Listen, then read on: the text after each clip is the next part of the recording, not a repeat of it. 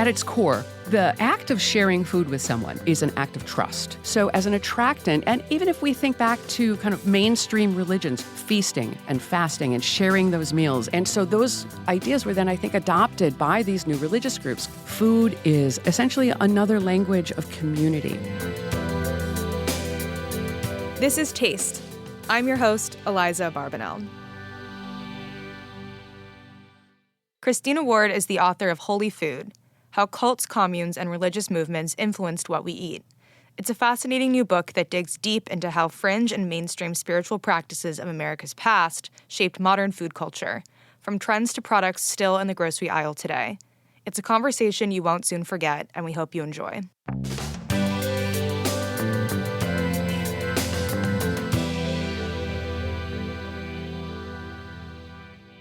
Christina Ward, this is Taste. Thank you for coming on the podcast. Oh, thanks for being here. I'm excited to speak with you. How's your morning been so far?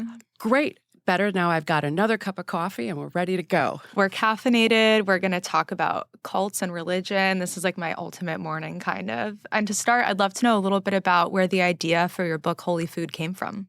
As someone who really loves history and studies history, the kind of twinned obsessions of my life have been both like religion, why people believe things that they do, and food, why people eat the things they do. And so to me, it was a really natural fit, especially coming from my Gen X background, that everything is kind of the weirdness, and so attracted to that weirdness. And just doing the research, especially after figuring out that Little Debbie's especially are associated with the Seventh-day Adventists a long time ago, it really sent me down that rabbit hole of doing the research and figuring out and trying to put it all together of where does food and religion fit together in more than just what we understand and we practice, but in American groceries and business and more of the smaller, really outsized influential cults and communes and those new religious movements. Yeah, I think as a reader of the book and just as a person that eats food in the world today, there are some that are very obvious. You know, I grew up in LA, and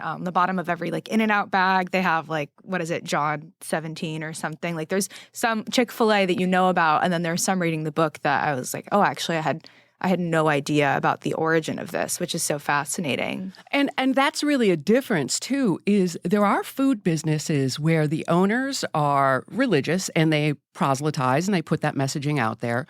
But the food really isn't influenced by their spiritual beliefs. Yeah, it's just a burger. It's just a burger. Whereas where Holy Food, where I was going, is what's the food that is actually influenced a bit? And how does that look? And how does the religion influence the food and the culture and vice versa? I'm thinking, too, you mentioned the In-N-Out or Chick-fil-A, is Celestial Seasonings tea. Everybody loves Sleepy Time tea. The founder of that company is a firm believer in the Book of Urantia. What is that? Yeah, the Book of Urantia was channeled by a shoe salesman from Chicago in the early 50s. And it's essentially a 1,000 so pages of messages from the Space Brothers and the Ascended Masters. Okay, and what's the message? It's to drink tea? Well, the message is that it's a complicated message, is peace, and that we are manifest of a larger universe and humans are seeded from space aliens, and that we work to find world peace. A lot of the new religious movements that can then form into cults have these elements of, a fusion, we'll use the culinary term, where they just take and they cherry pick different types of beliefs and different elements and then mash them together into something new. So let's go back to Little Debbie's example for a second. For listeners that haven't read the book, can you just talk about what about that was so interesting to you in the first place? It was interesting to me because growing up in the 70s, Little Debbie's taste a little different now than they did when I was a kid. They don't use carob. Whereas they did. There was a lot of carob in the Little Debbie products. They didn't have as many of them either. And carob was a substitute kind of for chocolate. And that kind of sent me down looking at the Seventh-day Adventists who, based on their belief that the body is a temple, which we've all heard in Scripture, but they really believe it in the sense that your body doesn't actually really belong to you, and so you really have to take care of it and eat healthy. And so they ban any type of stimulant or kind of processed E foods, even though Little Debbie's are very processed. And so they started coming up with their own foods that they could sell to their believers and make it easier for someone who maybe wasn't familiar, especially if you're thinking about early 1900s, familiar with a vegetarian diet or a vegan diet. Really, a lot of the SDA follows a vegan diet. But that's really how I got started and where that Little Debbie thing started the trickle and researching more. Seventh-day Adventists are also the owners of Worthington brand of, fake hamburgers. Yeah. Yeah, and they also, they sold it off, but they started Morningstar brands. Oh, like the vegetarian frozen foods? Yep, exactly. Wow. Carob to me is like the alarm bell of like a new age food fad in some kind of way. Like I think it's kind of like the biblical alternative to chocolate, kind of. It is. And of course, it's also known as St. John's bread. So, it's a pretty loaded ingredient. So this was kind of your way in. How did you go about the research process? Because there are so many different kinds of like followings and like businesses that are covered in the book. We were making the joke of that the research process took years and 5 years of active research and writing. And it looked very much like the infamous scene from It's Always Sunny in Philadelphia with the conspiracy and the threads and the cords. The red yarn the in red every yarn. corner. That's what it looked like. And so it was started really with the cookbooks because Seventh-day Adventists and even groups in the late 1800s started publishing cookbooks. And the cookbooks were intended to help new believers follow the diet, and it also acted as an attractant for folks who were maybe they weren't going to follow, say, Rosicrucianism, but they were looking for a vegetarian cookbook. And so you got a little bit of the mixed messages. So started with the cookbooks because I collect cookbooks. And that was really where it started. And I could dig down and find out so much information. And it really unraveled, for me, the whole story. And did you have any criteria about like what would make something qualify to be covered in the book? I wanted really good examples. There were far more than I included, but I wanted really good examples that showed the different pathways of belief in the United States, how it broke apart, and good representational groups that had a really successful food culture. So that was my criteria. Was there any like group that was maybe most surprising to you over the reporting process in terms of like how they took their belief and put it into practice, or just like that the belief existed in the first place? One of the most surprising things for me that I was not expecting, and to me brought me great joy, is really researching and discovering the interconnectivity between many of these groups. And not just, ideas, but people. So this guy met that guy. This guy was a follower of this guy. Then he broke off and did his own thing. And so that connection to it, and it builds like a through line, a historical through line through all of these groups and the foods they're eating. Yeah, I think that's always really interesting is that things that maybe seem more separate are actually the red yarn is connecting all of them. Exactly. So like speaking of red yarn, I wanted to talk to you about a lot of these foods that we see in the grocery store aisle that originated in religious contexts. So like Kellogg's cereal, which was started by the Seventh-day Adventists, or Yogi tea, which was started by, was it Yogi Bhajan? Yogi Bhajan, yeah. Yogi Bhajan. Which one do you think would be the most surprising to contemporary grocery shoppers? Oh, in telling people the stories a little bit and talking to people, kettle potato chips. Wait, I don't remember this one. Yeah. Tell me. Because kettle potato chips taste really good. They're good chips. That's also a Yogi Bhajan company. Oh, and so can you maybe talk a little bit about Yogi Bhajan and like why this is specifically a controversial person to be associated? Yeah, Yogi Bhajan started off in the United States as a yoga teacher, kind of with a invented form of yoga. And is it Kundalini? Kundalini, yeah. Which is, the explanation is way too long for our conversation, but Separate podcast. And his 3HO, the Happy, Holy, Healthy Organization. And essentially, Yogi Bhajan was a foodie. He didn't have any training. He just really liked food and would, spontaneously cook things for people. And he also loved capitalism. And coming to the United States, he saw that pathway to use the yoga teaching to form more of a sustained belief system and then break off to the food businesses. And he was really interested in making money and using the laws and the tax laws and the First Amendment in the United States to be able to do that and build a billion-dollar business kind of under the radar of the U.S. tax system. And he also was implicated with, was it sexual assault with his followers, right? Yeah, and unfortunately, for people who do join these groups, that is an unfortunately common outcome is the leaders in charge often do take advantage and sexually assault their followers, and Yogi Bhajan the same way. He had endured a lot of accusations, but he was so rich and so powerful, especially in Los Angeles, that most of the women bringing those accusations and charges were ignored for decades.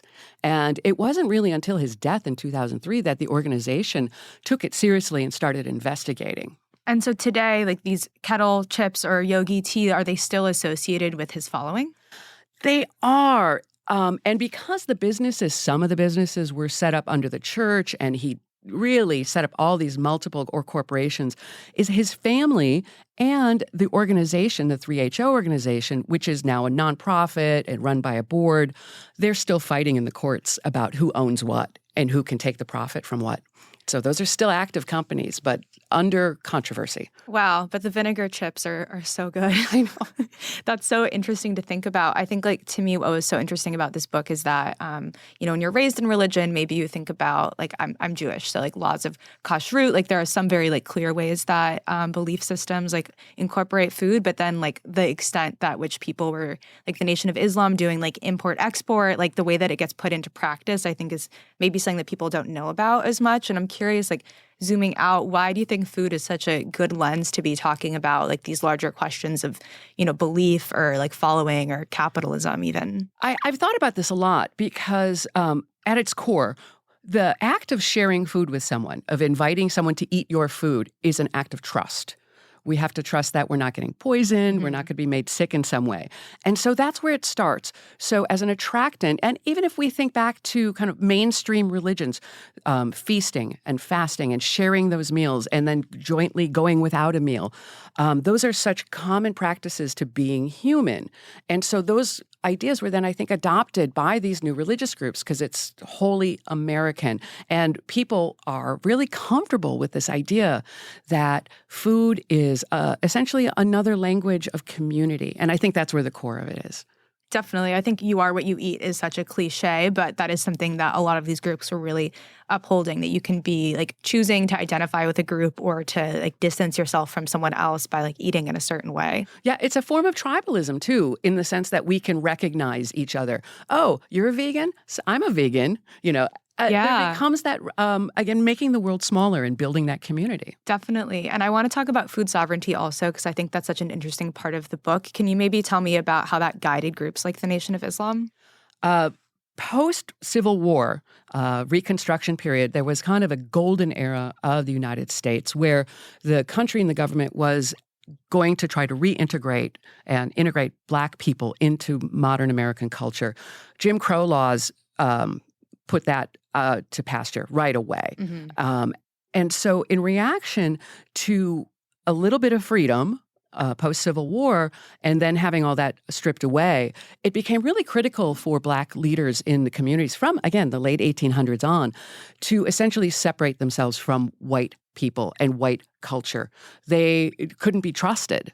And so that was the drive towards self-sufficiency. George Washington Carver at Tuskegee, he did brilliant work about soil restorations and teaching people how to grow your own food, how to can it, and how to, again, be self-sufficient. It was about not being dependent on outsider culture in any way, shape, or form.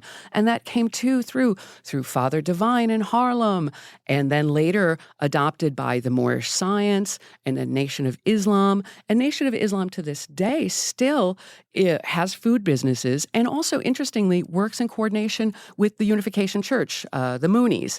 And the Unification Church supplies about 80% of all the sushi fish in the United States. New World Seafood, right? Yeah. I wrote, like, a big story about sustainable sushi a couple of years ago and spent months trying to talk to the Moonies about New World Seafood, and no one would reply to my emails. I don't know if you got in touch with them, but I didn't try to talk to them, but Yeah. I did talk to some of the NOI. And again, some of these traditions is from the early days in Chicago of Moorish science. They could get a lot of jobs doing truck drivers. And because the NOI had such a high moral standard, they were trusted by the Capone outfits. And that tradition of having Nation of Islam truck drivers and longshoremen continues to this day, and that's where the partnership for the fish company with the Unification Church. So you've got the Unification Church working all the fish stuff, and then the NOI drivers and longshoremen transport it.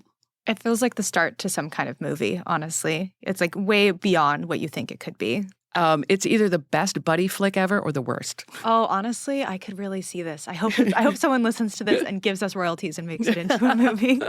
So I want to talk a little bit about the recipes in the book. Did all of them come from these cookbooks that you were finding and going through, or were any of them adapted?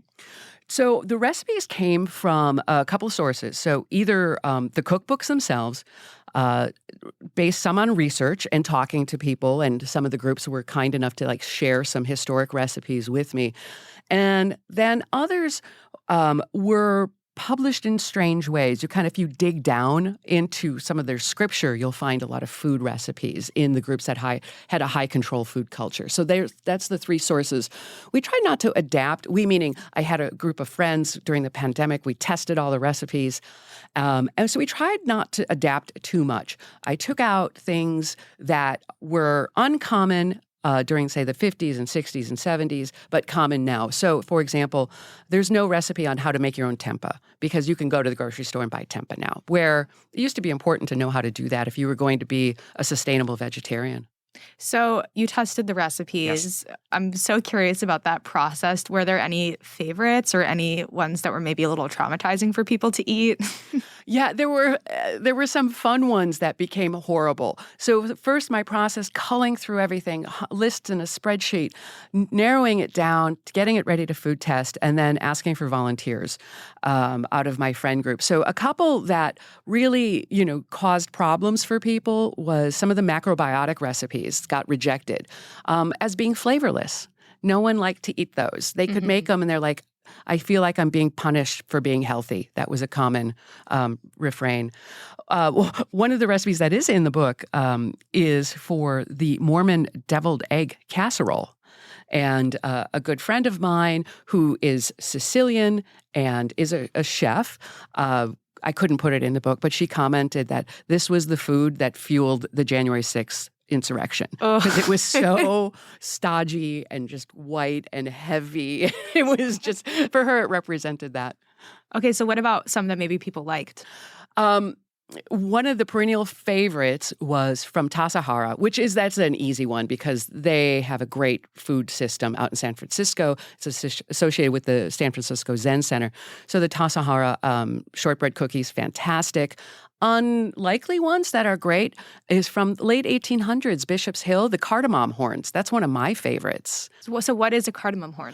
And it's, people may recognize it. It's more of a European style pastry, rolled like a croissant, a little bit curved, but it has a cardamom flavor to it. And it's very lightly sweet, and it's a yeasted dough. So kind of like a crescent roll, a sweeter crescent roll. That does sound really good as a breakfast pastry. Yeah, anything. I had a conversation with Beadle and Hollis, who bakes a lot of historic recipes. He had a book, Baking Yesteryear, that came out this year, and he has a lot of recipes that are quite good, and then a section that's called Worst of the Worst, that are kind of these traumatizing recipes. And we were talking about this debate of whether or not to include something that isn't actually going to be good, and that it's not going to be good because it kind of is a cultural or historic artifact still, that people were making that at that point in time. Did you have any debate over the recipes that maybe weren't as delicious? Why would I publish this in the first place? Yeah, I mention it in writing my little introduction because that is a common question. I thought it would be too easy to kind of do the point and laugh of look at this ridiculous thing. Why would anybody eat that? It's horrible. So I chose not to include those. But I will say the worst one, and it was so terrible, it actually made me gag. It hit the trifecta of badness of it. The color was awful, just baby poop gray. Ugh. And the texture was kind of kind of mushy, mealy, and the flavor was kind of dirty and acrid, kind of this dry dirtiness. It was so strange. And it was from the True Light Beavers, and it was a mushroom-based, like vegetarian pate. From the ingredients list, and anybody who cooks does this, you can read through an ingredient list and you kind of get an idea of what it's going to taste like. Yeah, mushroom pate, that could be great. It could be great. I read it. That could be great. It was not. It was so not great. I actually asked a couple other friends, test this one. Is this just me? Did I do it wrong? Did I get a bad batch of something? And no, everybody agreed. It was horrible. So when there is like a recipe that just doesn't taste good, like, do you think they knew that it didn't taste good and they didn't care? Or was it almost like hazing that you had to eat this thing that didn't taste good? Like, why would groups be sharing their recipes that just frankly don't measure up? I think there's a couple of different reasons. Yeah. Some of it is based on a bad tasting recipe is core to a group's belief. I'm thinking of Adi Dam and their green smoothies. They a very extreme restricted group on what they ate. And it's just essentially like a kale smoothie, not even really any apples or anything to balance it out. And it's not good. It's not really good. But that's what they ate. Because that was part of the practice. Whereas other groups were also reflective of the culture. So especially ones from the 70s, you see like the nascent health food movement kind of growing in there. And so to modern tasters, they taste a little off because you'll get cookies with no sugar at all. And, we want a little bit of sugar. Or Nation of Islam recipes tend to be a bit bland because they don't use salt. Why not? Elijah Muhammad, who wrote Eat to Live and really kind of outlined the food culture in the NOI, felt that salt made bodies sluggish. And it was part of the conspiracy of the white people to keep Black people down and oppressed. Okay, so no salt in anything then? No salt, minimal. Sometimes, people would do it, but it was always like under the table. Try not to use the salt. Wow, that's so fascinating. And I think, we've talked about recipes and diet maybe, but I feel like the book also talks about food trends and fads that kind of like originated in these groups. Is the macrobiotic diet an example that comes to mind for you? Oh, right away. I think, and a lot of people don't even understand or know that it really originated from a very specific movement. It comes out of the late 1800s again, this German tradition called nature men. And it's where we get this idea of like Rudolf Steiner and biodynamic farming. That whole movement came out of Germany and spread around the world. And George Oshawa combined those ideas with some very traditional Japanese healing food ideas and came up with this macrobiotic diet. And it was also rigid in some of the beliefs. They were, you weren't supposed to drink at all. And you had other restrictions if you were truly following that diet. So just to go back a second, what was the Nature Man? What was that? So it was a cultural reaction in Germany, kind of a post-industrial revolution. And I mean, not the 17th, but the later one. You've got all this industrialization and factories, and people are disconnected from nature. And that's really what nature meant. And people were going outside and making that like clubs and practices, Wandervogel. People would just hike for days. And this idea of embracing the connection to nature. And that's the core of it, and exported to France and then, of course, to the United States, especially to California. Yeah, I think growing up in California, like even way after that period of time, there's still a lot of macrobiotic places. And, here in New York, there's like Suen, for example, which is a great Japanese restaurant that's very like macrobiotic. And just, I think as someone that thinks about contemporary food trends, I see the macrobiotic diet as kind of setting up the era of the all-day cafe that we have today, even in terms of these like hearty brown rice, squash, grain bowl. Like that's something that could be at a trendy restaurant, but also was kind of rooted in those practices beforehand. It absolutely is. And I think, and that's some of those trends, the culture influences things. And again, people are unaware that it may have some sort of religious or spiritual background. I'm looking at a lot of the vegan restaurants, especially in the Black community, that it's fantastic. The food's usually always really good. But a lot of folks start the vegan restaurants for the food trend, for the fad, because veganism is becoming a fad. But how it even got to a point to become a fad was because a number of these religious and spiritual and cult groups adopted vegan diets, started restaurants that were serving that food to everybody. And that's how it starts to catch on. It's very much a word-of-mouth thing. Yeah, I'm curious if there are any other contemporary food trends or things that you see happening that you can trace back to kind of these earlier origins. I see, as you pointed out, some of what we call, the health food, the brown rice, Yeah. the less processed. And that's kind of that intersection, too, of the 70s with Jonathan Kaufman did such fantastic work with his book, Hippie Food, really tracing back how that health food thing came about.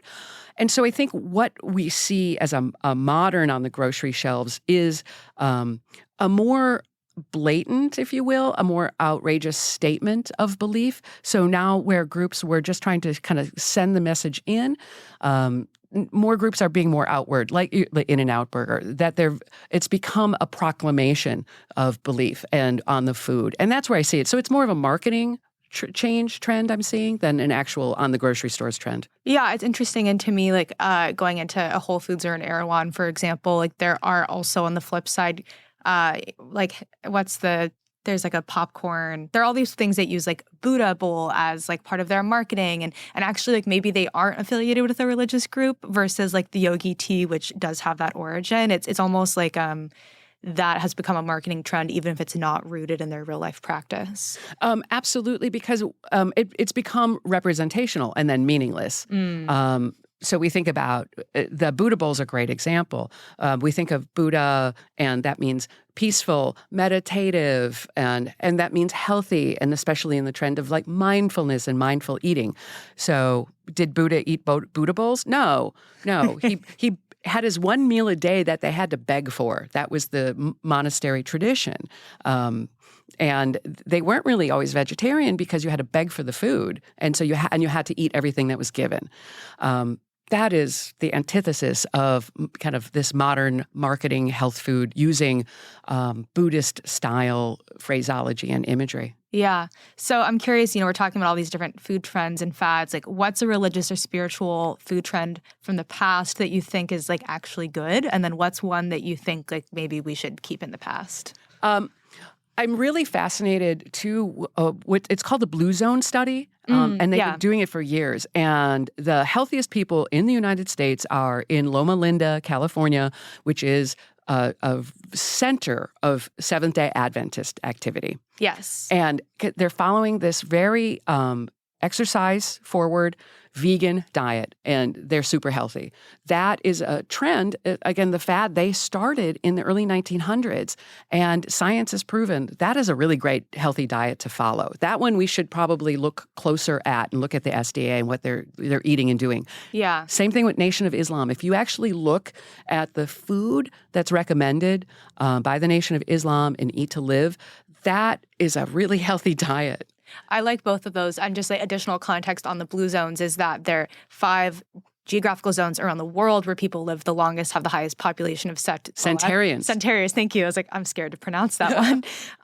But that the only group in the U.S. that falls into this category are these Seventh-day Adventists. So it's not even that it's just good for America. It's that like in this whole global survey, they are one of the groups that's living the longest. Yeah, they are. And they know this, obviously, and that's part of their marketing in some way, even that like you will have a long and healthy life. You will have a long and healthy life. And if you have a long and healthy life and you keep your carcass, as clean and pure as possible, that makes you holier than thou. I mean, that to use kind of a sassy phrase, but that is the goal of Seventh-day Adventism, to keep the purity so that you're welcomed into heaven by God. Okay, so that's a good one. And then maybe what's one that is going to stay in the past?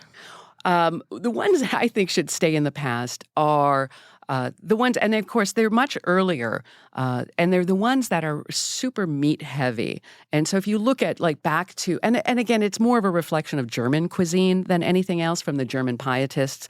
And so some of those early, say, Hutterite, Mennonite, Amish, the Harmonists, the Amana, those are all of the same kind of ilk. I included a few recipes from them, but at the same time, we should never go back to that kind of diet. It's just, we don't work that hard to burn off that many calories anymore, and it's just really not healthy. Yeah, I really appreciate you mentioning like the way that people's just kind of behavior and practices fit into the diet, because it is true that if you were like working in the fields all day, you probably need a lot more meat and just all of those heavier things than like the modern lifestyle we have now. Yeah, exactly. Okay, so I'm curious, have you changed anything about your own diet after reporting this? So what's an interesting thing that happened to me personally during the midst of all this research and everything is I'm from Wisconsin, and in 2019 I got really, really sick, and turns out I had a bunch of tick-borne diseases. Oh my God. And so, yeah, I'm better now. Good. But I've got alpha-gal, which if listeners are familiar or not familiar, it is a meat protein allergy that can develop after having tick-borne diseases. And I've got that. So that's the thing that really changed. It made me look really hard at the impact of meat consumption on bodies, as well as a really fresh look at vegetarian the groups that were really advocating for vegetarianism. So that's the one thing that really helped me and change. And so I tended to, in the guise of testing recipes, explore a lot more out of those old vegetarian cookbooks. Yeah, I think that's really interesting to think about. I mean, I feel like modern vegetarian cooking has come such a long way, and there's so many like groups around the world with like vegetarian food traditions that we can look to. But I think looking at the way that people were teaching vegetarianism to people that maybe weren't familiar with it is an interesting way to kind of center yourself. So it was my way back into food. Definitely. Okay, so when you were writing, do you have any food snacks, or are you not snacking and writing at the same time? Prosnactication, of course. Yeah, of course. Prosnactication, is that when you're buying the snacks or eating the snacks? That's when you're getting up to go get more snacks when you should be writing, and then you're snacking. So I am familiar guilty of that. Yeah, I've got a sweet tooth, and so I finally isolated myself, and I'd pack myself a little snack bag so I didn't get up and leave my desk and keep working. And so usually I would give myself a couple pieces of chocolate. Peanut butter pretzels are fantastic for just a little bit of an energy boost. And then the wide variety of Middle Eastern from the Levant candies with the kind of nut and honey candies. Oh, I love those. I love those. Those were just kind of, I sustained. That was my diet for a while. Okay, I might try that snack bag mixture. It sounds like a winner. I might add some kettle chips, I'm scared to say after this conversation, but I feel like the salty sweet is my go-to. It's good. And I'll recommend pre-packing your snacks so you don't go off and snack yourself into a coma when you're taking your kitchen break. Yeah, and you can't go back so many times. Exactly. Okay, well, so to close, I want to do a little rapid fire taste check with you. So I'll give you some categories and you can just kind of tell me the first thing that comes to mind, if that sounds good. Yes. Okay. Favorite contemporary cookbook? Joy of Cooking and the Settlement Cookbook are my go-tos. They're like kind of the mother cookbooks, and I find myself using those more than anything. Okay, I love that answer. Maybe Settlement is your historic cookbook, but do you have a favorite historic cookbook, maybe from the research process? I've been actually going back and using the Rosicrucian cookbook. They have some really interesting vegetarian recipes. Do you remember what it's called? It's just called the Rosicrucian cookbook. Oh, great. Okay. The Rosicrucian cookbook. Okay, favorite bookstore? Oh, I work in books, and so I have favorite bookstores all over the country. Back hometown Milwaukee, Lion's Tooth and Boswell, Book Soup in Los Angeles, fantastic. Quimby's in Chicago, X Island, Bookville in Chicago, Archistratus, Kitchen Arts and Letters, and Bonnie Slotnick in New York. Ooh, hitters all the way down. I love them. Okay, favorite quote-unquote religious food?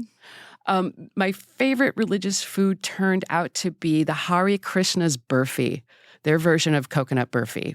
Okay, I have to do a side note to say that growing up, after going to like synagogue in LA, we would go to the Hare Krishna temple to get lunch afterwards because it's right down the block and they had a great vegetarian lunch, which to me is the ultimate like LA Jewish experience, is going to the Hare Krishna temple afterwards.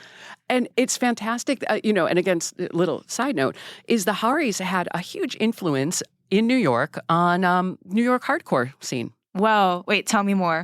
So most of the guys who were kind of instrumental to the New York hardcore scene were, rotten kids who were squatting on the Lower East Side. And it was down the block from the Hare Krishna temple, that free meal every day. And the guys would just go and eat every day. get the free meal from the Haris. And if you talk to them, not many of them are conscientious Hare Krishna followers, but they all have incorporated some of the language and some of those ideas. Wow. Okay. Fascinating. Okay. Favorite bar?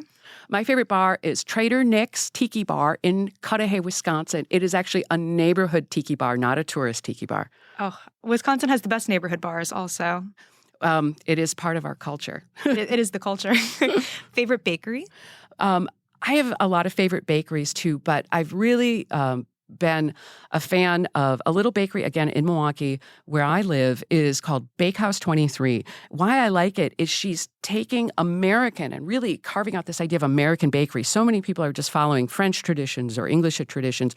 She's really trying to redefine American baking and leaning into the fun and goofiness of it, but also pulling back some of the sugar. That's always my complaint with modern bakeries, is everybody's using way too much sugar. It's very sweet. It's very sweet. Too sweet. If it's too sweet, you can't taste anything. Okay, a restaurant you wish could be your neighborhood restaurant. I was thinking about this because I love on Mulberry Street all just like the little corner red sauce joints. Yeah. I don't have one of those. I wish for one of those. I want a corner neighborhood red sauce joint. The red sauce joints are such a New York classic. I'm going to manifest that one for you. Thank you. And then to close, a fictional food scene that you wish you could eat. I'm giving you the first one that pops in my head, and that's that great dining room scene from Gosford Park.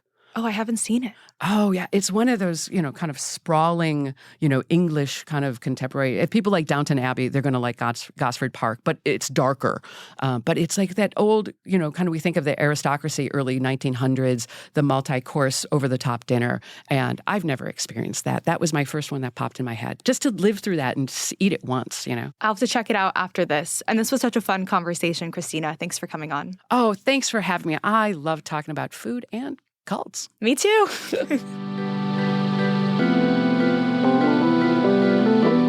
This is Taste is hosted by Matt Rodbard and me, Eliza Abarbanel. The show is produced by Shalia Harris and Pat Stango and edited by Clayton Gumbert. Theme music by Steve Rydell. Visit Taste online at tastecooking.com and make sure to subscribe to our newsletter for updates on all cool things happening.